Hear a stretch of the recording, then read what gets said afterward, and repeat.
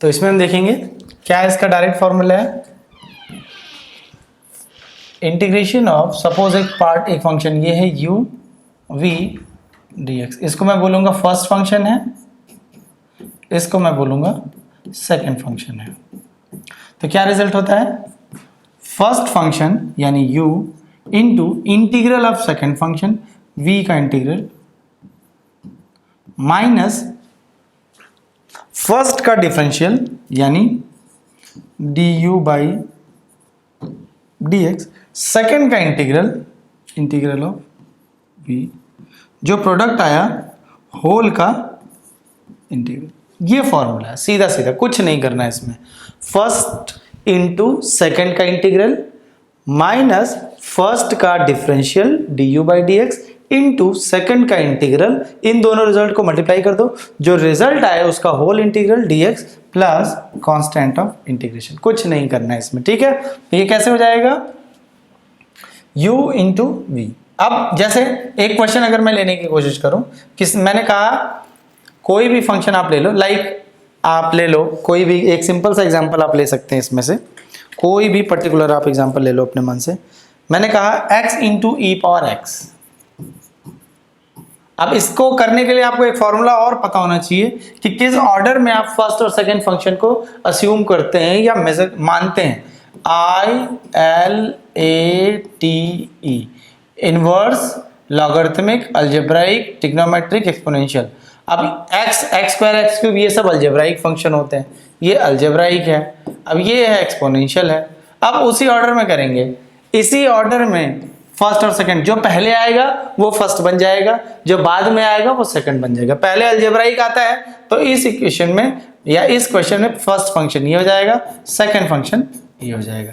जैसे हमने बोला x और साइन x है, ठीक है, तो ये अलजेब्राइक है, ट्रिग्नोमेट्रिक है, तो ये अलजेब्राइक है, ये ट्रिग्नोमेट्रिक है। a पहले आ रहा है t से, तो ये फर्स्ट बन जाएगा, ये सेकंड बन जाएगा, ठीक है। और एक अगर आप देखें प्रॉब्लम इस टाइप का, अब मैंने कहा e to the power x और साइन x ऐसा है, तो ये एक्सपोनेंशियल है e और ये ट्रिग्नोमेट्रिक है t, तो ये t एक्सपोनेंशियल से पहले आता है, तो इस बार फर्स्ट फंक्शन ये बनेगा, सेकंड फंक्शन ये बनेगा, ठीक है। तो ये फर्स्ट और सेकंड मेजर करने का या उसको अज्यूम करने का कि हम किसको फर्स्ट कहें किसको सेकंड कहें, वो तरीका है, ठीक है। अब जैसे मैंने एक क्वेश्चन लिया, तो फॉर्मूला एक्सप्लेन करने के लिए मैं आपको एक क्वेश्चन ये वाला समझा देता हूं। मेरे को इंटीग्रेट करना है x e to the power x dx। First function ये रहेगा, सेकंड फंक्शन ये रहेगा, और यही फर्स्ट क्यों रहेगा, यही सेकंड क्यों रहेगा, इस नियम से, ठीक है। अब हम इसको सॉल्व कर लेते हैं फटाक से। फर्स्ट फंक्शन यानी this into integration of second function, first into integration of second, E power x का इंटीग्रल लिखना है हमें, माइनस फर्स्ट का डिफरेंशियल, एक्स का डिफरेंशियल 1 होता है, इंटू ई पावर एक्स का मेरे को इंटीग्रल लिखना है, जो रिजल्ट आया उसका होल इंटीग्रल लिखना है, प्लस कांस्टेंट ऑफ इंटीग्रेशन। तो x इंटू ई पावर एक्स का इंटीग्रल ई पावर एक्स होता है, आपको पता है, माइनस ये ई पावर एक्स का इंटीग्रल ई पावर एक्स हो जाएगा, तो इंटीग्रल बड़ा वाला इंटीग्रल है, ये हो जाएगा ई पावर एक्स प्लस सी। तो ई पावर एक्स का इंटीग्रल ई पावर एक्स ही होगा सॉरी। तो ये हो जाएगा हमारा, इसको मैं डायरेक्ट क्या लिख देता हूँ, e power x plus constant of integration. अब यहाँ पर क्वेश्चन सॉल्व करवाना मेरा मकसद नहीं है, मेरा मकसद है कि जैसे मैंने इंटीग्रल में 50-60 क्वेश्चन अगर हम लाइव देखेंगे, तो मैं वहाँ पे बार बार आपको ये फॉर्मूला एक्सप्लेन नहीं करूँगा, वहाँ डायरेक्ट मैं करता जाऊँगा। इस वजह से मैं एक छोटा सा सेशन बना रहा हूँ कि सारे फॉर्मूले आपको मैं समझा सकूँ, ठीक है। ये है इंटीग्रेशन वाला पोर्शन, ये पार्ट्स में है। उसके बाद हम थोड़ा सा देखते हैं डेफिनेट इंटीग्रल में हमें क्या क्या देखना है। इसके अलावा इस टाइप के रिजल्ट्स हैं ये वाले, under root x square minus a square, under root a square minus x square, एक है under root a square plus x square. तो ये 3 और फॉर्मूले हैं स्टैंडर्ड रिजल्ट में।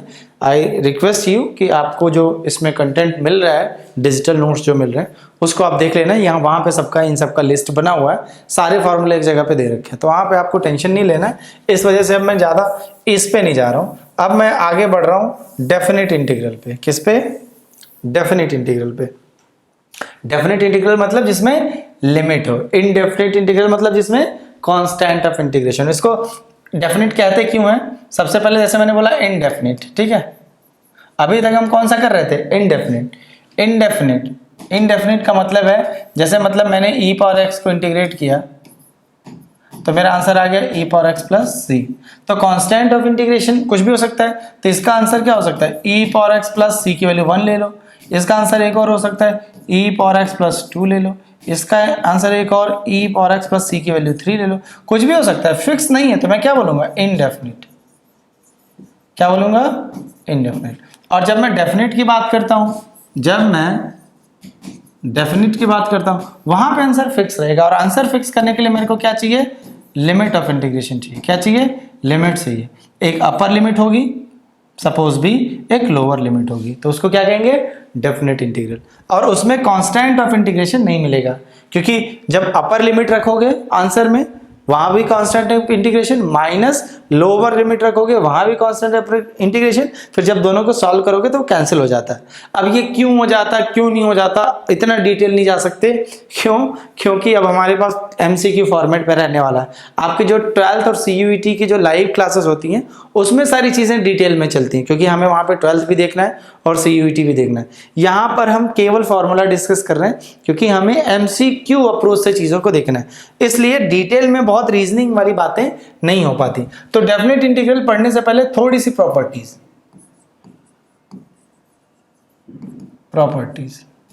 सबसे पहला है a to B F x D x is equal to a to B F T D T. इसका मतलब क्या पता है? इसका मतलब है change of variable does not alter the value of integral. इसका मतलब है कि वेरिएबल बदलने से कुछ नहीं होता, आंसर वही है। जैसे मैंने कहा कि साइन एक्स 0 से पाई बाई 2 में इसका आंसर वही होगा जो 0 से पाई बाई 2 में साइन टी डी टी का होगा। अरे वेरिएबल एक्स लिखूं टी लिखूं उससे क्या फर्क पड़ेगा? तो वही चीज ये कहता है, F x D X A to B में जो रिजल्ट आएगा वही result F T D T का ए टू बी में आएगा। ठीक है। सेकंड जो बात है हमारी, या सेकंड जो प्रॉपर्टी है उसको, क्योंकि हम सीरियल से ही रखेंगे इसको, ठीक है। सेकंड कह रहा है कि अगर हम लिमिट्स रिवर्स कर दें तो इंटीग्रेशन की वैल्यू रिवर्स हो जाती है। लिमिट रिवर्स कर दें यानी a to B F x D X, अगर मैं इसको b टू a कर दूं तो यहां पर मेरे को माइनस लगाना पड़ेगा। इसका एक और मतलब है, जैसे मान लो मैंने कहा कि इंटीग्रेशन मेरे को करना है e to power X D X का और इंटीग्रेशन करना है 1 से 2 में, तो वैसे तो इसका आंसर क्या आ जाएगा? e पावर एक्स आ जाएगा। एक बार x करें e square minus e power 1, लेकिन अगर मैं 1 से 2 कर दूंगा तो e पावर एक्स आएगा यहाँ पे, तो हो जाएगा 2 to 1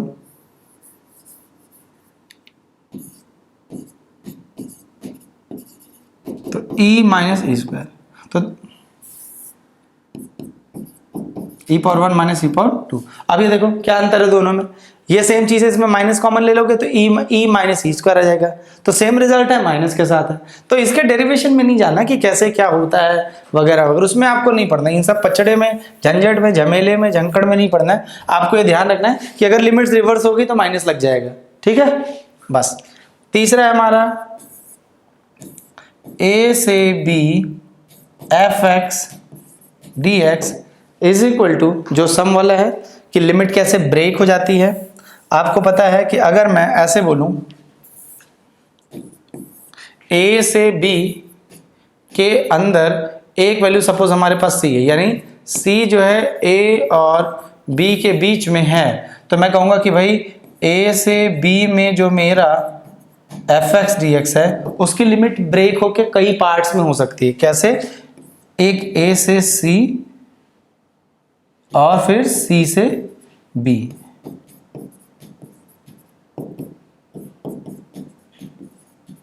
इसमें कंडीशन ये होनी चाहिए, ये एफ एक्स डी एक्स है यार, ये डिजिटल बोर्ड की प्रॉब्लम है। एफ एक्स डी एक्स, ये भी एफ एक्स डी एक्स है।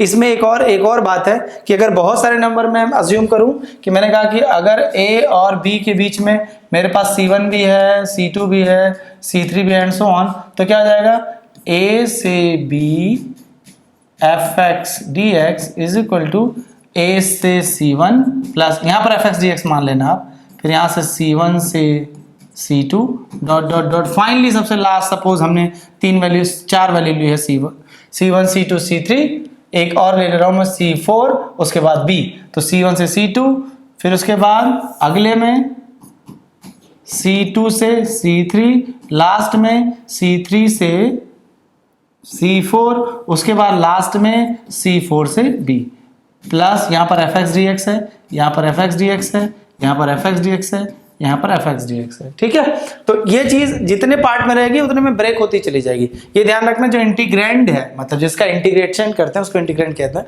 तो वो चीज सेम रहेगी।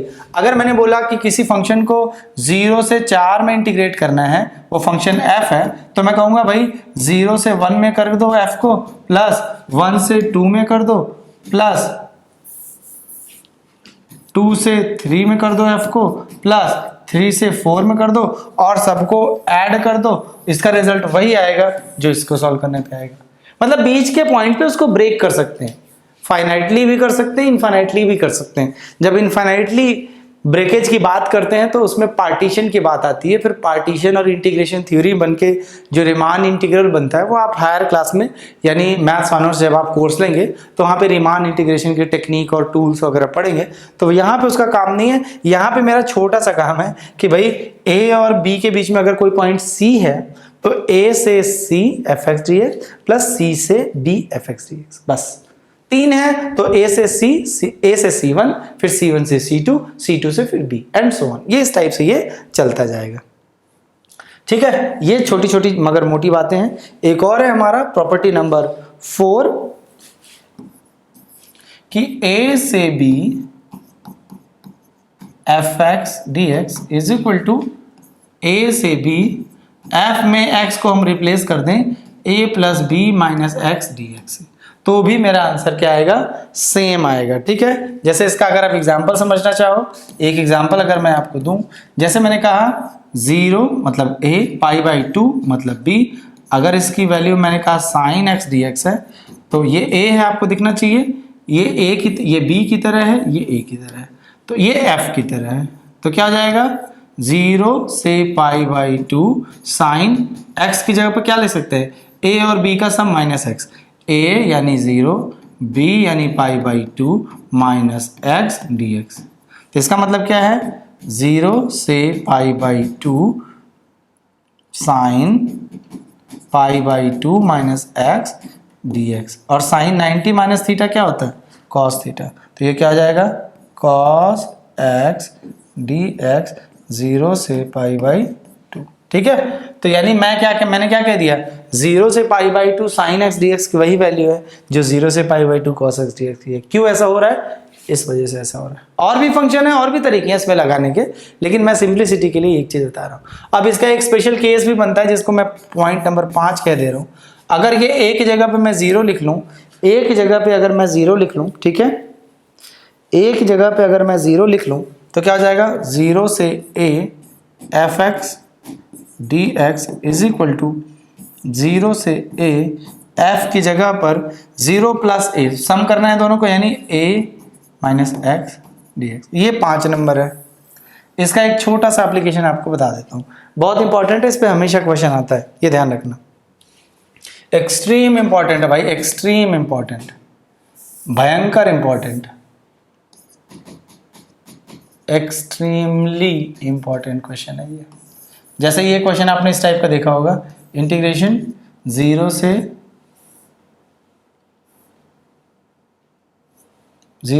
π/2 sine x upon sine x plus cos x. ठीक है, इसका इंटीग्रेशन करेंगे तो इस इंटीग्रेशन को हम क्या मान लेंगे, आई। तो अभी जो प्रॉपर्टी लगाई थी, क्या थी प्रॉपर्टी, याद करो, 0 से a F x D X की वही वैल्यू होती है जो 0 से a f, इस x को अपर लिमिट माइनस x कर दो, अपर लिमिट माइनस, यानी जहां जहां x है वहां वहां a माइनस एक्स कर सकते हैं। तो यानी क्या हो जाएगा 0 से पाई बाई 2, साइन x की जगह पे मैं लिखूंगा sine pi by 2 minus x जो कि cos x होता है। फिर इसको लिखूंगा sine pi by 2 minus x जो कि cos x होता है, प्लस cos x की जगह पे क्या लिख दूंगा, हर जगह पे मैं x की जगह पे क्या लिख रहा हूं, क्योंकि यही मेरी प्रॉपर्टी कहती है कि जहां पे x होगा वहां पे अगर मैं a माइनस एक्स लिख दूं तो फंक्शन में या उसके आंसर में या उसके रिजल्ट में कोई फर्क नहीं पड़ेगा।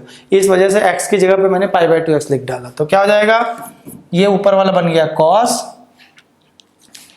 ऊपर वाला बन गया cos x, नीचे वाला ये बन गया cos प्लस ये वाला बन गया साइन। ये मेरा सेम टू सेम है। अब इसको अरेंज कर लो, नीचे डिनोमिनेटर देखो क्या है, sine x plus cos x, ये भी है sine x plus cos x, या cos x plus sine x, एक ही चीज है। न्यूमरेटर एक जगह साइन एक्स, एक जगह कॉस एक्स है, तो ये भी आई। ये सपोज मेरा इक्वेशन 1 इक्वेशन 2, तो ये मैं दोनों को ऐड कर देता हूँ, दोनों को क्या कर देता हूँ, यानी 1 को और 2 को ऐड कर देता हूँ। तो क्या मिल जाएगा, इधर i प्लस आई 2i, कितना हो गया 2i इज इक्वल टू 0 से पाई बाई 2, ऊपर बन जाएगा साइन यहां पर कॉस यहां पर, तो साइन प्लस कॉस, नीचे भी मेरा क्या है sine x plus cos x dx। तो सेम चीज आ गई, आंसर कट के आ गया 1, 0 से पाई बाई 2, ये हो गया 1 dx, और 1 का इंटीग्रल होता है x, 0 से पाई बाई 2, लिमिट लगाएंगे पाई बाई 2 माइनस 0 यानी पाई बाई 2। तो मैंने कहा 2i is equal to pi by 2, फिर आप कहोगे सर इस हिसाब से तो i is equal to pi by 4 हो जाएगा। ठीक है जी। तो यहाँ पे ये स्टैंडर्ड एक क्वेश्चन होता है, तो ये एक स्टैंडर्ड, जैसे अगर यहाँ पे मैं कर दूं sine cube upon sine cube plus cos cube, इसमें भी वही होगा। और मैं बोल दूं कि भाई अगर मैंने बोला फॉर एग्जांपल tan और cot के फॉर्म में भी ये एडजस्ट होता है, root tan x upon root tan x plus root cot x, उसमें भी tan को sin अपॉन cos में ब्रेक करोगे फिर यही प्रॉपर्टी लग जाएगी। तो इस पे 5-6 सैंपल क्वेश्चंस होते हैं जो हर एग्जाम में पूछे जाते हैं, चाहे वो कोई भी एग्जाम हो, चाहे जेई मेन का एग्जाम क्वेश्चन हो, वहां से भी एक क्वेश्चन यहाँ से टपक के आता है, और बाकी भी तो CUET और इन सब एग्जाम में आता है, और बोर्ड में भी ऐसा एक आता है। हालांकि बोर्ड में डिटेल में करना होता है, यहाँ पे हम थोड़ा शॉर्ट में रखते हैं इसको। ठीक है, ये हमारा हो गया, ये प्रॉपर्टी होगी।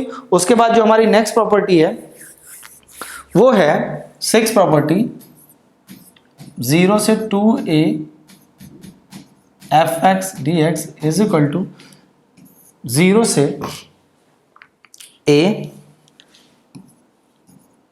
fx dx प्लस 0 से a f2a minus x.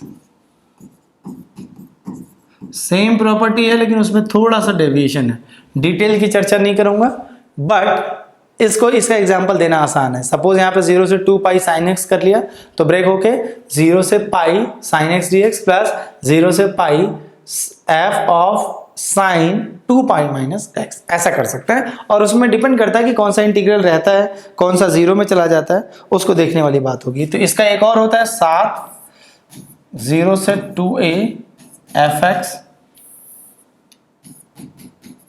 dx। इसकी 2 वैल्यूज होती हैं, कौन कौन सी, एक वैल्यू इसकी होती है 2 इंटू 0 से a f x, ये कब होता है, जब f of 2a minus X is equal to F X हो जाए। और इसकी एक वैल्यू 0 होती है, ये कब होती है, जब f 2a minus X is equal to minus of F X हो जाए। तो ये indirectly related to even and odd की कहानी है, ऑल्दो यहाँ पर इवन और ऑड नहीं लिखा है, लेकिन ये इवन और ऑड से रिलेटेड होता है। जब इसको जनरलाइज करके 0 से a में करते हैं तो यहाँ पर जरा सा इवन और ऑड कैसे ये कन्वर्ट हो जाता है, जरा उसको हम देख लेते हैं। लेकिन वहां पे लिमिट आपको फिर माइनस a से a करना पड़ेगा, सॉरी 0 से a नहीं, माइनस a से a करना पड़ेगा। जैसे लास्ट जो प्रॉपर्टी हमारी माइनस a से a F x D x, पहले मैं आपको इवन फंक्शन ऑड फंक्शन बता दूं। अगर f ऑफ माइनस एक्स कर दें, यानी x की जगह पर माइनस एक्स पुट करें, तो fx पूरा सेम आ जाता है। तो ऐसे फंक्शन को हम बोलते हैं इवन फंक्शन। अगर f में माइनस एक्स में डाल दूं, x की डाल देंगे, है कि नहीं? हाँ चलो स्टार्ट है। तो ये इवन फंक्शन हो गया। अगर मैंने ये कहा कि f ऑफ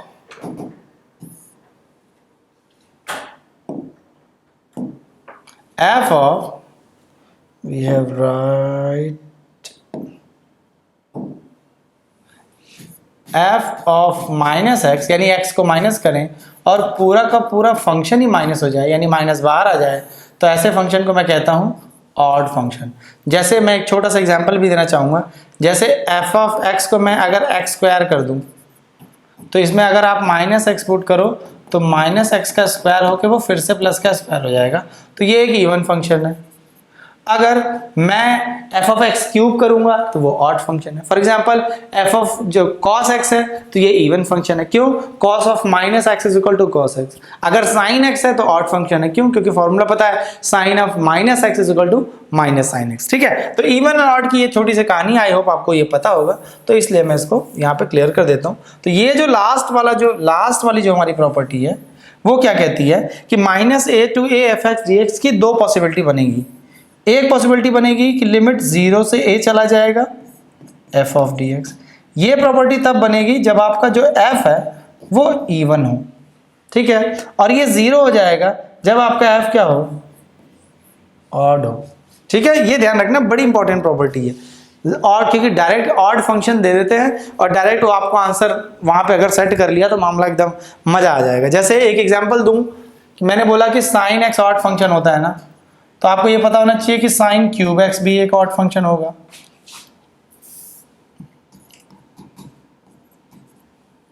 तो अगर मैं कहूं कि इसका इंटीग्रेशन निकालो माइनस पाई बाई 2 से पाई बाई 2 में, तो आप कहोगे सर ये तो ऑड फंक्शन है, इस वजह से क्या हो जाएगा?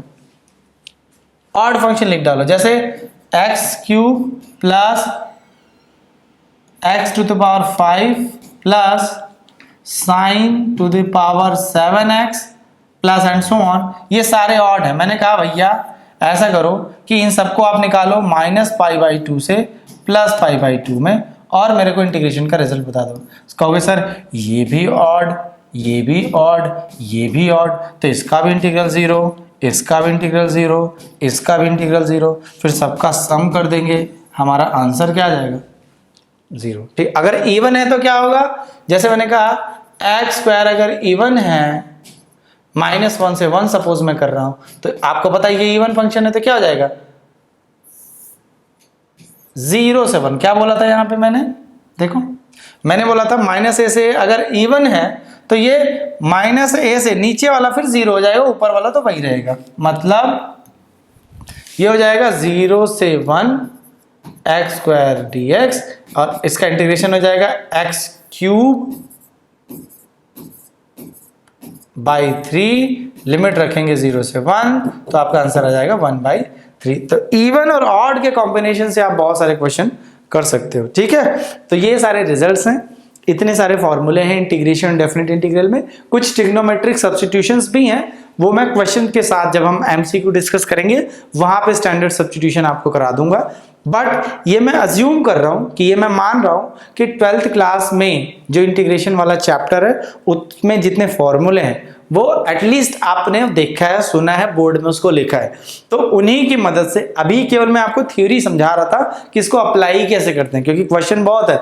आपको स्टैंडर्ड इंपॉर्टेंट वाले जो क्वेश्चन है वो आपको ये वाले तो देखने को मिलेंगे, ये वाले जैसे रिजल्ट डायरेक्ट पूछे जाते हैं, जैसे log sin x का इंटीग्रेशन 0 to π/2, ये डायरेक्ट इंपॉर्टेंट क्वेश्चन है, हमेशा पूछा जाता है। sin 2x कर दो, फिर x square upon 1 plus x square 1 minus x square, ये सब इंपॉर्टेंट क्वेश्चन है। और ऐसे क्वेश्चन कितने हैं? केवल 35 से 40 क्वेश्चन ही ऐसे हैं पूरे इंटीग्रेशन के चैप्टर में। वैसे तो सम करोगे तो बहुत सारे हो जाएंगे, लेकिन जो आपके एग्जाम में पूछे जाते हैं वो ज्यादा से ज्यादा 35, 40 या 45, मतलब 50 से ज्यादा नहीं है। उन्हीं में से क्वेश्चन आएंगे, थोड़ा ऑप्शन उनके इधर उधर कर दिए जाएंगे, तो वहां पे थोड़ा सा अलर्ट रहना है आपको।